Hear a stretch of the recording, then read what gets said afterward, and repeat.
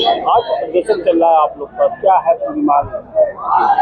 जिस तरीके से आप लोग देख रहे हैं, हम सभी भारतवासी देख रहे हैं कि एक दो महीने से, लगभग 2 महीने से ये जंतर मंतर पे प्रोटेस्ट चल रहा है। जो 30 स्टूडेंट मारे गए हैं जिन्होंने सुसाइड किया है नीट पेपर लीक होने के बाद। आप समझ सकते हैं कितने जो माता पिता है वो लोग खुद जंतर मंतर जाके वो लोग प्रोटेस्ट में भाग लिए और उन्होंने अपने दुख को व्यक्त किया है कि किस तरीके से उनके बच्चों ने मतलब सुसाइड किया है। मतलब घर से उनका जो दिया होता है वो बुझ गया है, बच्चों का भविष्य खतरे में है। और कल हमने देखा कि किस तरीके से पुलिस ने लाठीचार्ज करी है छात्र छात्राओं पे, यहाँ तक कि उन्होंने जो बर्बरता है वो लड़कियों के साथ भी नहीं छोड़ी, लड़कियों के साथ भी अभद्र व्यवहार किया, उनको मारा, उनको पीटा, कितने छात्र घायल हुए हैं। तो आज हमारा ये जो प्रोटेस्ट है ये शांतिपूर्ण प्रोटेस्ट है। हम डीएम कार्यालय में आके उनको ज्ञापन देना चाहते हैं कि जो भी हमारी जो मांगे हैं, जो सोनम वांगचुक कितने दिनों से आप देख रहे हैं कि किस तरीके से वो अन्न पानी कुछ भी नहीं ग्रहण कर रहे थे, वो धरने पे थे और उन्होंने इस देश के लिए कार्य किया है, इस देश के युवाओं के लिए किया है, इस देश के युवाओं को आगे बढ़ाने के लिए किया है कि जो सम्मान उन्होंने खोया है वो उनको वापस मिल सके। और हमारा यही है कि जो धर्मेंद्र प्रधान जो शिक्षा मंत्री है उनको रिजाइन देना ही चाहिए, क्योंकि ये उनके सिर्फ उनके द्वारा नहीं है, पूरा सिस्टम ही भ्रष्ट है।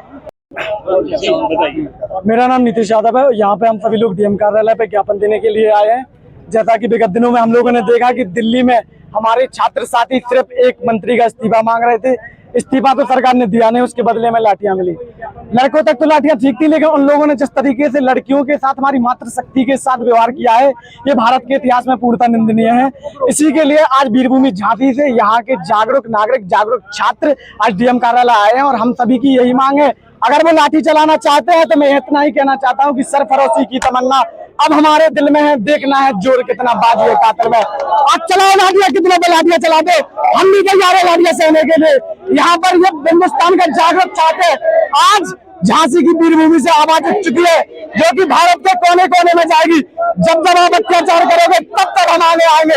आपको जेल में डालना, हम जेल में जाने के लिए तैयार है, लेकिन धर्मेंद्र प्रधान का जब तक इस्तीफा नहीं हो जाता हम लोग शांत नहीं बैठेंगे। इंकलाब की आग यूं ही जलती रहेगी। इंकलाब, इंकलाब। आज जो आप लोग डीएम कार्यालय है, क्या मांग को लेकर आए हैं? ये हम लोग प्रोटेस्ट कर रहे हैं स्टूडेंट्स के हक के लिए। जो भी जंतर मंतर पे हुआ उसके अगेंस्ट हम लोग सब प्रोटेस्ट कर रहे हैं। और दूसरों को क्वेश्चन करने के लिए मोदी सरकार सबसे आगे होती है, पर वो खुद एक्नॉलेज नहीं कर रही है जो भी कुछ हो रहा है पूरे हमारे इंडिया में। हर जगह सब प्रोटेस्ट कर रहे हैं। ये नहीं सिर्फ स्टूडेंट्स के लिए, डिफरेंट टॉपिक्स पे प्रोटेस्ट हो रहा है। पेड़ों को लेके Ken Betwa protest, but they are not giving any accountability on it. We want accountability from Modi sarkar और एल्स दे शुड रिजाइन। हमारे यहाँ पे जंतर मंतर पे जो सोनम वांगचुक बैठे हुए थे, जो हमारे देश के वैज्ञानिक हैं, उन्होंने कई ऐसे ना आविष्कार किए हैं जो हमारे देश की सुरक्षा में आर्मी लगी हुई है। उनके कैंप बनाने के लिए वहाँ पे जो बर्फीले एरिया के अंदर उनके कैंप बनते हैं, तो उस जगह पर उन्होंने ऐसे कैंप बनाए जो हमारे जो आर्मी के जवान हैं वो वहाँ पर सर्दी न लगे, उसके लिए उन्होंने वो आर्मी को बनाया। ऐसे ग्लेशियर्स बनाए जिसके अंदर वो वहाँ के कई लाखों लोग गाँव के लद्दाख के अंदर वो पानी पीते हैं, ठीक है। उसके बाद जो पेपर लीक हुआ, बच्चों ने आत्महत्या करी, उसको लेकर के हमारे वांगचुक ने वहाँ पे धरना प्रदर्शन किया। जब भूख हड़ताल में बैठे तो सरकार को उसकी जवाबदेही देनी चाहिए। जवाबदेही न देते हुए उन्होंने सोनम वांगचुक को वहाँ पे उठाया और जब प्रोटेस्ट के लिए वहाँ पे स्टूडेंट गए तो उनके साथ ये कौन सा हमारे देश का कानून चल रहा है?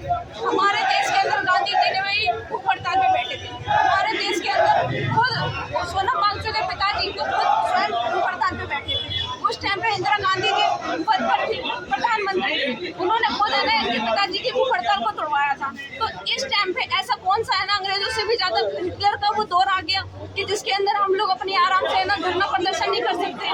ये पुलिस प्रशासन करता है। बिल्कुल, ये यहाँ झांसी का पुलिस प्रशासन हमें परेशान नहीं करता। झांसी का पुलिस प्रशासन को बस इतनी दिक्कत है कि यहाँ पे बाइट ना दे, क्यों ना दे, ये हमारे अधिकारी हैं, ये हमारा अधिकार है। हम अपनी आवाज को कैसे भी रख सकते हैं। भाई बाइट देने वाले को कोई दिक्कत नहीं है, बाइट लेने वाले को कोई दिक्कत नहीं है, तो इन्हें क्यों दिक्कत होगी? इन्हें कोई दिक्कत नहीं होनी चाहिए। मौलिक अधिकार है, ये हमारा मौलिक अधिकार है। हम अपनी आवाज ही तो पहुँचा रहे हैं हर जगह, और हमारी आवाज अगर दबाई गई ना तो संविधान को बदलते हुए भी देर नहीं लगेगा। अगर आज हम नहीं बोले और ये अगर युवा नहीं आया, क्योंकि युवा हमारे आने वाली पीढ़ी का